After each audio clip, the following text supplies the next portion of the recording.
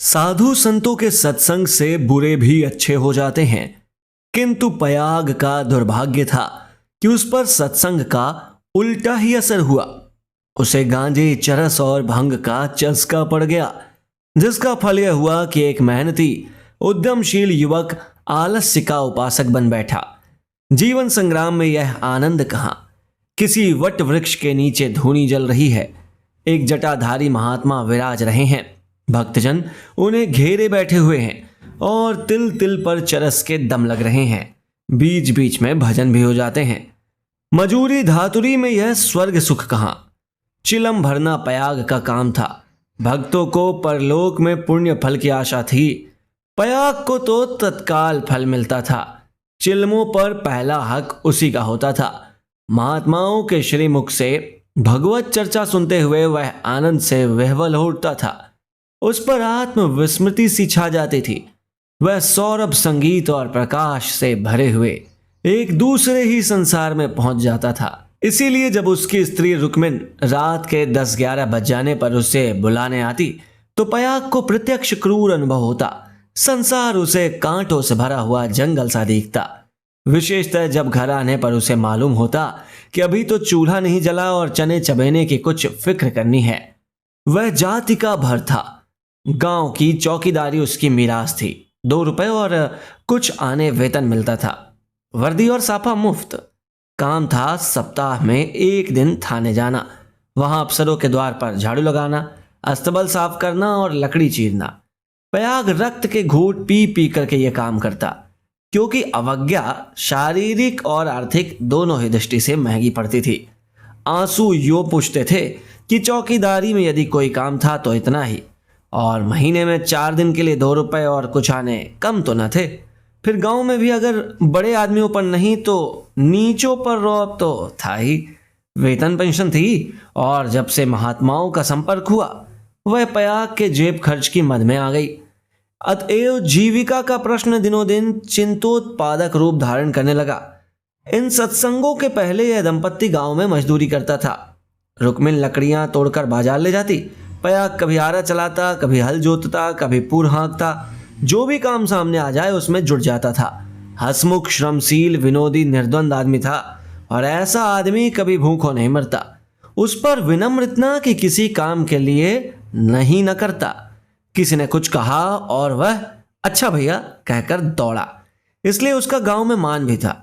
इसी की बदौलत निरुद्यम होने पर भी 2-3 साल तक तो उसे अधिक कष्ट न हुआ। दोनों जुनों की तो बात ही क्या, जब महतों को यह रिद्धि न प्राप्त थी जिनके द्वार पर बैलों की 3-3 जोड़ियां बांधती थी, तो पयाग किस गिनती में था। पर हाँ, 1 जून की दाल रोटी में संदेह बिल्कुल न था। परंतु अब यह समस्या दिन पर दिन विषमतर होती जाती थी। उस पर विपत्ति यह थी कि रुक्मिन भी अब किसी कारण से उसकी पतिपरायण उतनी सेवाशील और उतनी तत्पर न रही थी। नहीं, उतनी प्रगल्भता और वाचालता में आश्चर्यजनक विकास होता जाता था। अतएव पयाग को किसी ऐसी सिद्धि की आवश्यकता थी जो उसे जीविका की चिंता से मुक्त कर दे और वह निश्चिंत होकर भगवत जन और साधु सेवा में प्रवृत्त हो जाए। एक दिन रुक्मिन बाजार में लकड़ियां बेचकर लौटी तो पयाग ने कहा, ला कुछ पैसे मुझे दे दे, दम लगाया हूं। रुक्मिन ने मुंह फेंकर कहा, दम लगाने की ऐसी चाट है तो काम क्यों नहीं करते? क्या आजकल कोई बाबा नहीं है? जाकर चिलम भरो। पयाग ने त्योरी चढ़ाकर कहा, भला चाहती है तो पैसे दे दे, नहीं तो इस तरह तंग करेगी तो एक दिन कहीं चला जाऊंगा, रोती फिरेगी। रुक्मिन अंगूठा दिखाकर बोले, रोए मेरी बला, तुम रहते ही हो तो कौन सा सोने का कौर खिला देते हो। अब भी छाती फाड़ती हूं, तब भी छाती फाड़ूंगी। तो अब यही फैसला है? हाँ हाँ कह तो दिया, मेरे पास पैसे नहीं है। गहने बनवाने के लिए पैसे हैं और मैं 4 पैसे मांगता हूं तो यूं जवाब देती है। रुक्मिन तिनक कर बोली, गहने बनवाती हूं तो तुम्हारी छाती क्यों फटती है? तुमने तो पीतल का छल्ला तक नहीं बनवाया, या इतना भी नहीं देखा जाता। पयाग उस दिन घर ही ना आया। रात के 9 बज गए। तब रुक्मिन ने किवाड़ बंद कर लिया। समझी गांव में कहीं छिपा बैठा होगा, समझता होगा मुझे मनाने आएगी, मेरी बला जाती है। जब दूसरे दिन भी पयाग ना आया तो रुक्मिन को चिंता हुई। गांव भर छान आई, चिड़िया किसी भी डाल पर ना मिली। उस दिन उसने रसोई नहीं बनाई। रात को लेटी भी तो बहुत देर तक आंखें न लगी। शंका हो रही थी, पयाग सचमुच कहीं विरक्त तो नहीं हो गया। उसने सोचा प्रातः काल पत्ता पत्ता छान डालूंगी, किसी साधु संत के साथ होगा, जाकर थाने में रपट करा लूंगी। अभी तड़का ही हुआ था कि रुक्मिन थाने में चलने को तैयार हो गई। किवाड़ बंद करके निकली ही थी कि पयाग आता हुआ दिखाई दिया, पर वह अकेला न था। उसके पीछे पीछे एक स्त्री भी थी। उसकी छीट की साड़ी, रंगी हुई चादर, लंबा घूंघट और शर्मीली चाल देखकर रुक्मिन का कलेजा धक्क से हो गया। वह एक क्षण हतबुद्धि सी खड़ी रह गई, तब बढ़कर नई सौत को दोनों हाथों के बीच में ले लिया और उसे इस भांति धीरे धीरे घर के अंदर ले चली जैसे कोई रोगी जीवन से निराश होकर विषपान कर रहा हो। जब पड़ोसियों की भीड़ छट गई तो रुक्मिन ने पयाग से पूछा, इसे कहाँ से ले आए? पयाग ने हंसकर कहा, घर से भागी जाती थी, मुझे रास्ते में मिल गई। घर का काम धंधा करेगी, पड़ी रहेगी। मालूम होता है मुझसे तुम्हारा जी भर गया। पयाग ने तिरछी चितवनों से देखकर कहा, दुत पगली, इसे तेरी सेवा टहल करने को लाया हूं। नई के आगे पुरानी को कौन पूछता है? चल, मन जिससे मिले वही नई है, मन जिससे ना मिले वही पुरानी है। ला, कुछ पैसा हो तो दे दे, 3 दिन से दम नहीं लगाया, पैर सीधे नहीं पड़ते। हाँ देख, 2-4 दिन इस बेचारी को खिला पिला दे, फिर तो अपने आप ही काम करने लगेगी। रुक्मिन ने पूरा रुपया लाकर पयाग के हाथ पर रख दिया। दूसरी बार कहने की जरूरत ही न पड़ी। पयाग में चाहे कोई और गुण हो या ना हो, है मानना पड़ेगा कि वह शासन के मूल सिद्धांतों से परिचित था। उसने भेद नीति को अपना लक्ष्य बना लिया था। 1 मास तक किसी प्रकार के विघ्न बाधा न पड़ी।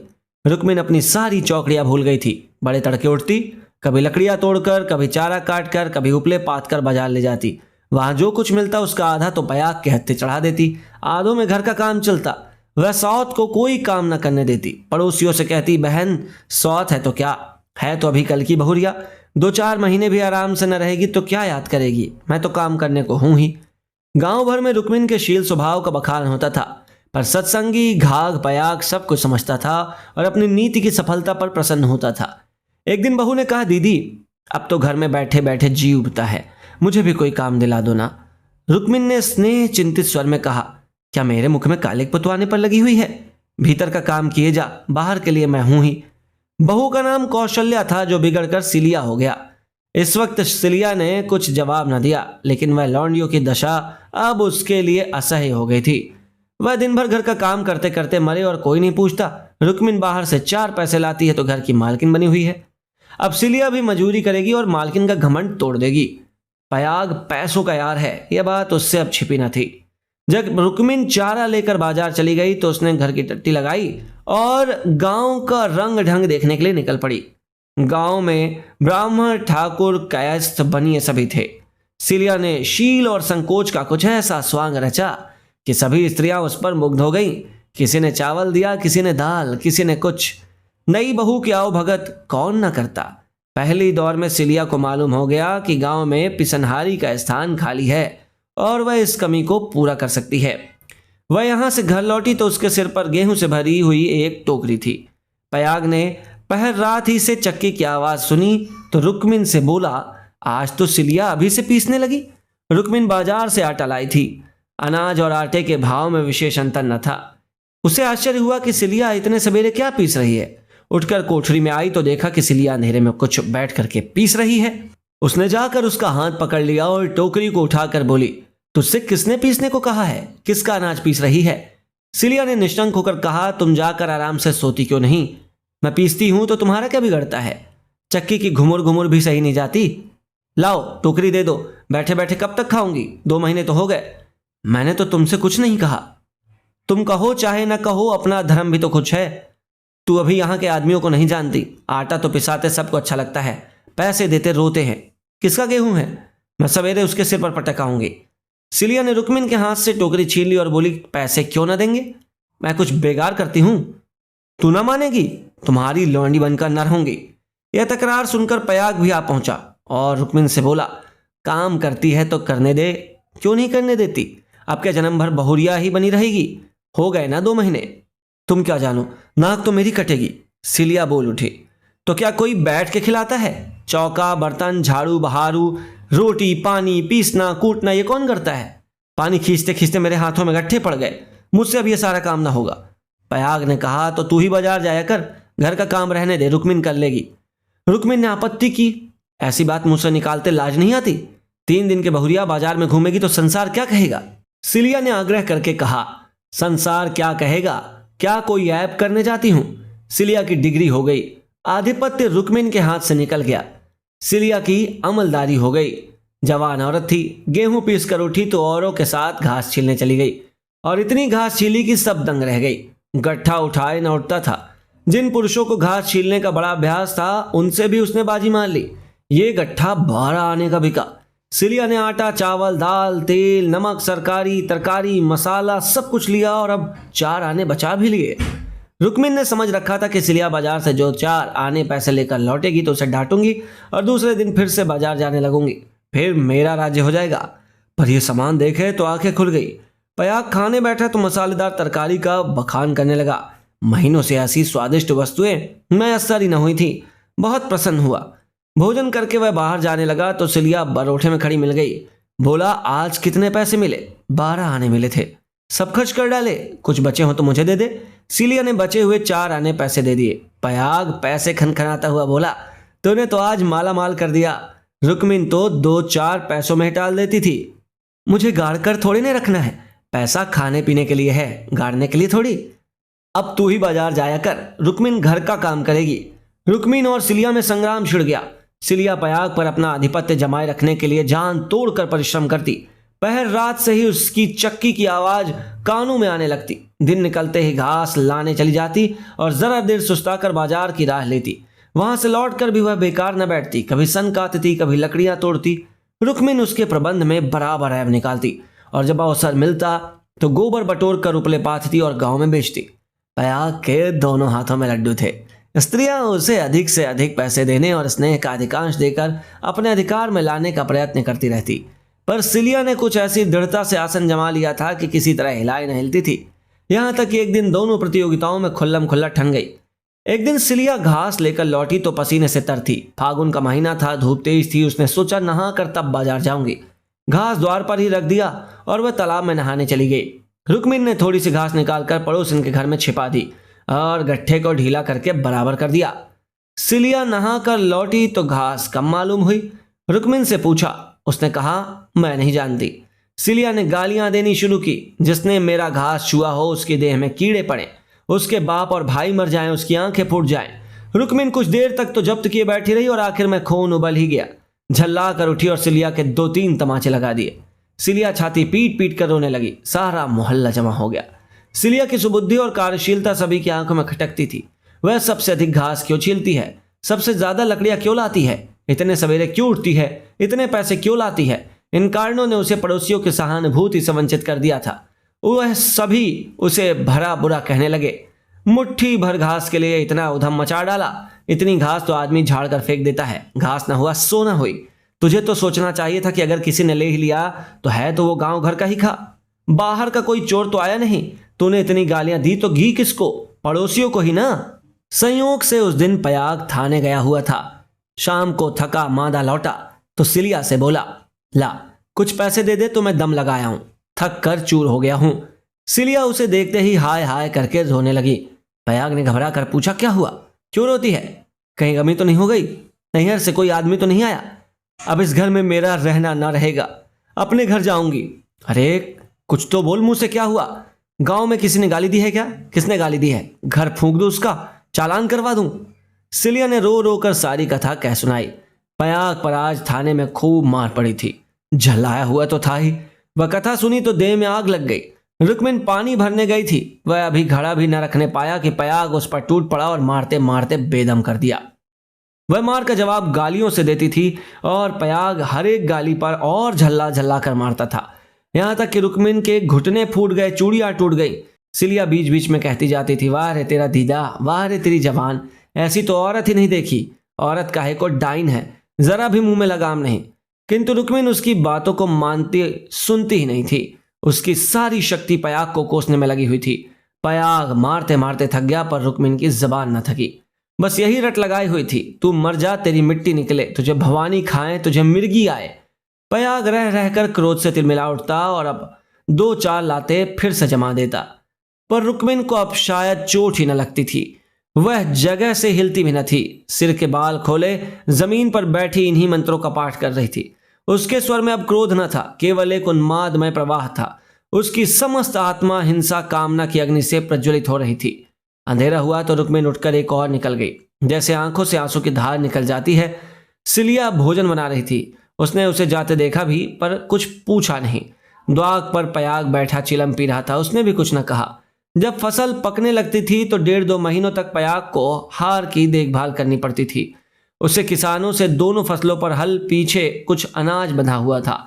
मांगी में वह हार के बीच में थोड़ा सा जमीन साफ करके एक मड़ैया डाल लेता था और रात को खा पी कर आग, चिलम और तमाकू चरस लिए हुए इसी मड़ैया में जाकर पड़ा रहता था। चैत के अंत तक उसका नियम यही रहता। आजकल वही दिन थे। फसल पकी हुई तैयार खड़ी थी। 2-4 दिन में कटाई शुरू होने वाली थी। पयाग ने 10 बजे रात तक रुक्मिन की राह देखी। फिर यह समझकर कि शायद किसी पड़ोसन के घर सो रही होगी, उसने खा पी कर अपनी लाठी उठाई और सिलिया से बोला, किवाड़ बंद कर ले। अगर रुक्मिन आए तो खोल देना और मना जुना कर थोड़ा बहुत खिला देना। तेरे पीछे आज इतना तूफान हो गया, मुझे न जाने इतना गुस्सा कैसे आ गया। मैंने उसे कभी फूल की छड़ी से भी न छुआ था। कहीं बूढ़ धांस न मरी हो तो कल आफत हो जाए। सिलिया बोली, न जाने वह आएगी कि नहीं। मैं अकेली कैसे रहूंगी, मुझे डर लगता है।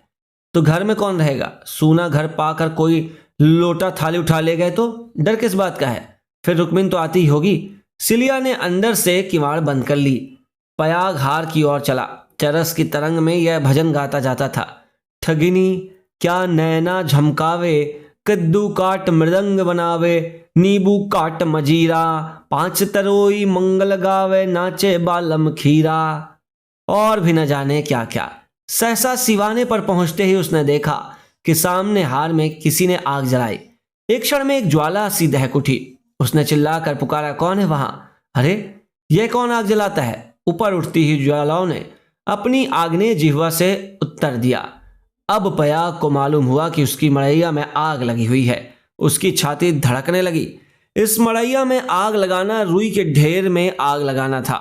हवा चल रही थी। मड़ैया के चारों ओर एक हाथ हटकर पकी हुई फसल की चादर से बिछी हुई थी। रात में भी उनका सुनहरा रंग झलक रहा था। आग की एक लपट, केवल एक जरा सी चिंगारी सारे हार को भस्म कर देगी। सारा गांव तबाह हो जाएगा। इसी हार से मिले हुए एक दूसरे गांव के भी हार थे, वे भी जल उठेंगे। ओह, लपटें बढ़ती जा रही हैं। अब विलंब करने का समय न था। पयाग ने अपनी उपला और चिलम वहीं पटक दिया और कंधों पर लोह बंग लाठी रखकर बेतहाशा मड़ैया की तरफ दौड़ा। मेड़ों से जाने में चक्कर था, इसलिए वह खेतों से होकर भागा जा रहा था। प्रति क्षण ज्वाला प्रचंडतर होती जाती थी और पयाग के पांव तेजी से उठ रहे थे। कोई तेज घोड़ा भी इस वक्त उसे पा न सकता था। अपनी तेजी पर उसे स्वयं आश्चर्य हो रहा था। जान पड़ता था पांव भूमि पर पड़ते ही नहीं। उसकी आंखें मड़ैया पर लगी हुई थी। दाहिने बाएं से कुछ न सूझता। इसी एकाग्रता ने उसके पैरों में पर लगा दिए थे। न दम फूलता न पांव थकते। 3-4 फरलांग उसे 2 मिनट में तय कर लिए और मड़ैया के पास जा पहुंचा। मड़ैया के आसपास कोई न था। किसने यह कर्म किया है, यह सोचने का मौका न था। उसे खोजने की तो बात ही और थी। पयाग का संदेह रुक्मिन पर हुआ, पर यह क्रोध का समय न था। ज्वालाएं कुचाली बालकों की भांति ठट्ठा मारती, धक्कम धक्का करती और कभी दाहिनी ओर लपकती, कभी बाईं तरफ। बस ऐसा मालूम होता था कि अब लपट खेत तक पहुंची और अब पहुंची। मानो ज्वालाएं आग्रहपूर्वक क्यारियों की ओर बढ़ती और असफल होकर दूसरी बार फिर दूने वेग से लपकती थी। आग कैसे बुझे? लाठी से पीट कर बुझाने का गौ न था। वह तो निरी मूर्खता थी। फिर क्या हो, फसल जल गई तो फिर वह किसी को मुंह न दिखा पाएगा। गांव में कोहराम मच जाएगा, सर्वनाश हो जाएगा। उसने ज्यादा नहीं सोचा। गवारों को सोचना नहीं आता। पयाग ने लाठी संभाली और जोर से एक छलांग मारकर आग के अंदर मड़ैया के द्वार पर जा पहुंचा। जलती हुई मड़ैया को अपनी लाठी पर उठाया और उसे सिर पर लिए सबसे चौड़ी मेड़ पर गांव की तरफ भागा। ऐसा जान पड़ा मानो कोई अग्नियान हवा में उड़ता चला जा रहा है। फूस की जलती हुई धज्जियां उसके ऊपर गिर रही थी, पर उसे उसका ज्ञान तक न होता था। एक बार एक मुट्ठा अलग होकर उसके हाथ पर गिर पड़ा। सारा हाथ भुन गया, पर उसके पांव पल भर भी नहीं रुके। हाथों में जरा भी हिचक न हुई। हाथों का हिलना खेती का तबाह होना था। पयाग की ओर से अब कोई शंका न थी। अगर भय था तो यही कि मड़ैया का वह केंद्र भाग, जहां लाठी का कुंदा डालकर प्रयाग ने उसे उठाया था, वह जल न जाए, क्योंकि छेद के फैलते ही मड़ैया उसके ऊपर आ गिरेगी और अग्नि समाधि में मग्न कर देगी। पयाग यह जानता था कि हवा की चाल से उड़ा चला जाता था। 4 फरलांग की दौड़ है। मृत्यु अग्नि का रूप धारण किए हुए पयाग के सर पर खेल रही है और गांव की फसल पर। उसकी दौड़ में इतना वेग है कि ज्वालाओं का मुंह पीछे को फिर गया है और उसकी दाहक शक्ति का अधिकांश वायु से लड़ने में लग रहा है। नहीं तो अब तक बीच में आग पहुंच गई होती और हाहाकार मच गया होता। एक फर्लांग तो निकल गया, पयाग की हिम्मत ने हार नहीं मानी। वह दूसरा फर्लांग भी पूरा हो गया। देखना पयाग, तो फर्लांग की ओर कसर है। पांव जरा भी सुस्त ना हो। ज्वाला लाठी के कुंदे पर पहुंची और तुम्हारे जीवन का अंत है। मरने के बाद भी तुम्हें गालियां मिलेंगी। तुम अनंत काल तक आहू की आग में जलते रहोगे। बस 1 मिनट और। अब केवल 2 खेत और रह गए हैं। सर्वनाश। लाठी का कुंदा निकल गया। मड़ैया नीचे खिसक गई। अब कोई आशा नहीं। पयाग प्राण छोड़कर दौड़ रहा है। वह किनारे का खेत आ पहुंचा। अब केवल 2 सेकंड का और मामला है। विजय का द्वार सामने 20 हाथ पर खड़ा स्वागत कर रहा है। उधर स्वर्ग है, इधर नरक। मगर वह मड़ैया खिसकती हुई पयाग के सिर पर आ पहुंची। वह अब भी उसे फेंक कर अपनी जान बचा सकता है, पर उसे प्राणों का मोह नहीं। वह उस जलती हुई आग को सिर पर लिए भागा जा रहा है। वहां उसके पांव लड़खड़ाए।